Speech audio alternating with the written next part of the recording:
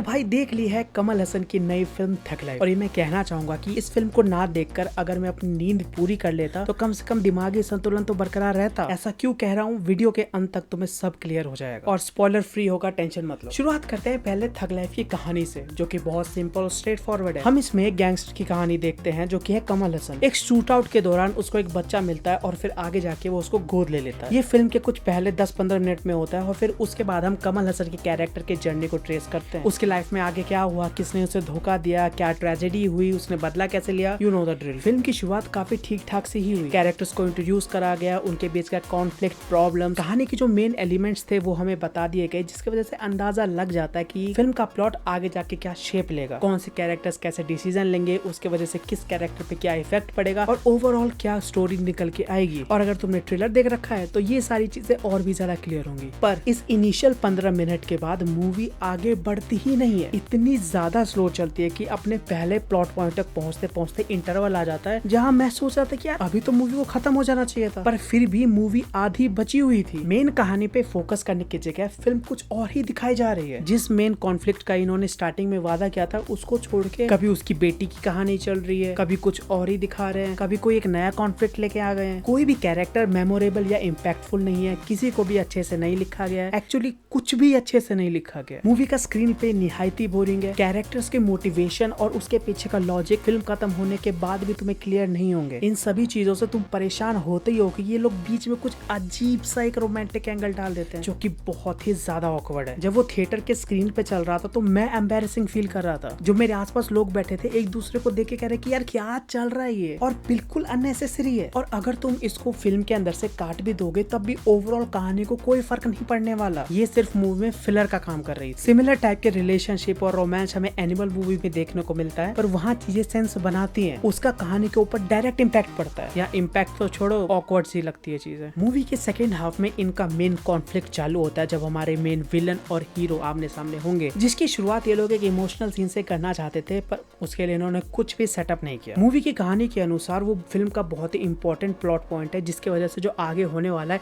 उसके लिए तुम इमोशन फील करोगे, पर वहाँ कुछ फील ही नहीं होता। उसके ऊपर से जो कैरेक्टर्स फील कर रहे हैं उसको देख के लगता है कि कॉमिकल है। वहाँ तुम्हें रोना चाहिए पर तुम देख के उसको हंस रहे हो। होता यह है कि इंटरवल में एक बहुत बड़ा कांड हुआ, फिर इंटरवल के बाद एक काफी बड़ा टाइम जंप आता है और उसके बाद कहानी फिर चालू होती है। और तब जो इन्होंने रियूनियन दिखाया वो एज अ ऑडियंस सेंसलेस था, क्योंकि 5 मिनट पहले ही तुम उससे बात कर रहे थे, अब 5 मिनट बाद तुम रोने वोने लग जाओगे तो ये सेंस नहीं बनाता। फिर इसी मीटिंग के 5 मिनट बाद ही वो टाइम जंप को ही अननेसेसरी बता देते हैं। हमारा मेन कैरेक्टर कुछ ऐसी चीजें बताता है जिससे हमें पता लगता है कि टाइम जंप में उसने क्या किया, जिसकी वजह से टाइम जंप के पीछे का लॉजिक समझ नहीं आता। लॉजिक समझना छोड़ो, कुछ रहता ही नहीं है। इतना बड़ा टाइम जंप था क्यों? बस उनको एक नंबर चूज करना था, इन्होंने वो नंबर चूज किया और उतना टाइम जंप हो गया। पर चलो ठीक है, इन सभी चीजों पे ध्यान नहीं जाता अगर इनका मेन विलन कंपेलिंग होता तो। फिल्म के अंदर कोई भी सो कॉल्ड मेन विलन है ही नहीं। फिल्म के स्टार्टिंग से ही ये लोग एक कैरेक्टर को सेटअप कर रहे थे, पर स्क्रीन पे उनका एक रत्ती इम्पैक्ट नहीं है। एक्टिंग भले ही अच्छी हो, स्क्रीन प्रेजेंस जरूर है, पर कैरेक्टर वाइज कुछ भी नहीं। राइटिंग वाइज नील बटे सन्नाटा। एसटीआर के कैरेक्टर को कोई भी एक डायरेक्शन दिया ही नहीं है। हर मिनट में उसका डिसीजन चेंज कर रहा था। एक पल वो कमल हसन के साथ एग्री करेगा और दूसरे पल कुछ और ही डिसीजन लेगा। और ऐसा नहीं है कि ये चीजें वो जानबूझ के कर रहा है, जिसकी वजह से कैरेक्टर थोड़ा इंटरेस्टिंग लगे। वो कब क्या कर देगा किसी को नहीं पता।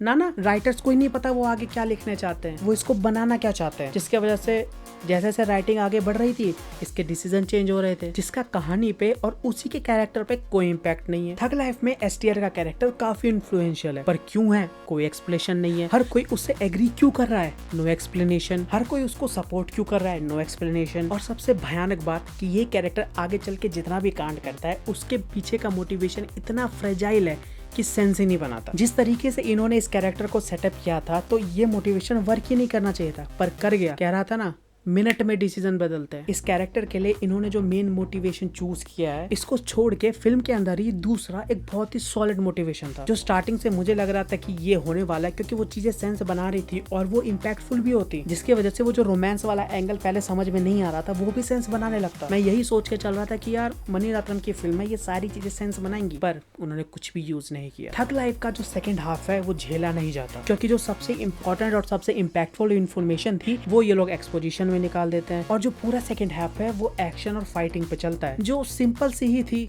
ना कुछ ज्यादा अच्छा ना कुछ ज्यादा बुरा। हमारा हीरो आता है, 15 लोग को मारता है, अपना बदला लेता है, कहानी खत्म। क्लाइमैक्स प्रिडिक्टेबल था, और क्लाइमैक्स छोड़ो पूरी मूवी ही प्रिडिक्टेबल थी और बिल्कुल बुरी तरीके से। काफी मूवीज होती है जिनकी ओवरऑल कहानी क्या है हमें पता रहता है, पर उसको स्ट्रक्चर ऐसे किया जाता है, परफॉर्मेंसेस ऐसे होते हैं कि मूवी देखने में मजा आता है। इस फिल्म में उसका 1% भी नहीं है। शुरुआत के 15 मिनट के बाद तुम बस यही दुआ करोगे भगवान इस फिल्म को जल्दी खत्म कर दे प्लीज। इसके बाद इसमें ए आर रहमान का म्यूजिक है, पर ठीक ठाक ही था, कुछ ऐसा स्टैंड आउट नहीं लगा मुझे। उसके बाद एक्टिंग भी सबकी ठीक ठाक ही थी, कैरेक्टर में कुछ ऐसा था नहीं कि किसी को भी इतना एक्सप्रेसिव होकर दिखाना पड़े। फिल्म की सिनेमेटोग्राफी अच्छी है, 2-3 शॉट्स थे तो बहुत कूल लगे मुझे। चलो इतना सारा फ्रस्ट्रेशन निकाल दिया तो एक अच्छी बात बता देता हूँ। याद है 1 साल पहले इस फिल्म का एक प्रोमो निकला था जिसमें कमल हसन एक अलग ही ड्रेस में खड़े होते हैं, सामने से कुछ लोग उनको मारने आते हैं, फिर वो डायलॉग मारते हैं और मार्शल आर्ट करके दिखाते हैं। वो प्रोमो इस फिल्म का सबसे अच्छा पार्ट है, जो कि फिल्म के अंदर है ही नहीं। अब इस एक स्टेटमेंट से तुम्हें अंदाजा लग जाना चाहिए कि ये मूवी कैसी है। तो ओवरऑल कहूँ तो कमल हसन की थग लाइफ एक बहुत ही फ्रस्ट्रेटिंग मूवी है। फिल्म की शुरुआत ठीक ठाक सही होती है, पर बढ़ते मिनट के साथ इसकी क्वालिटी घटती जा रही थी, और आखिरी तक आते आते तो मेरे लिए ये बिलो एवरेज से भी नीचे जा चुकी थी। तो अगर तुम कमल हसन के फैन हो और मनी रत्नम के साथ उनका इतने सालों बाद कोलैबोरेशन देखना है